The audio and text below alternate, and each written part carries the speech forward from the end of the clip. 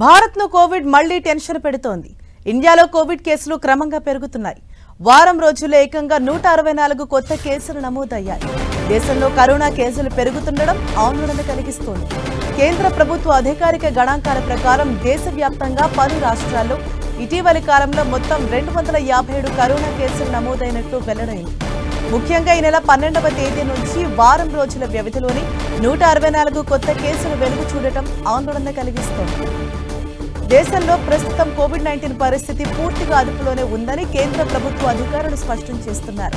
Hong Kong, Singapore లాంటి దేశాల్లో corona కేసులు ఇటీవల పెరుగుతున్నాయని, ఆ ప్రభావం కొంతమేర భారత్పై కనిపిస్తుందని వారు విశ్లేషిస్తున్నారు. అయినా దేశ ప్రజలు ఆందోళన చెందాల్సిన అవసరం లేదని, అవసరమైన జాగ్రత్తలు పాటిస్తే సరిపోతుందని సూచిస్తున్నారు. కేరళ, మహారాష్ట్ర, తమిళనాడు రాష్ట్రాల్లో కరోనా ప్రభావం ఎక్కువగా ఉంది. గత వారం రోజుల్లో కేరళలో 69 కొత్త కరోనా కేసులు నమోదు కాగా, మహారాష్ట్రలో 44, తమిళనాడులో 34 కేసులు నమోదయ్యాయి.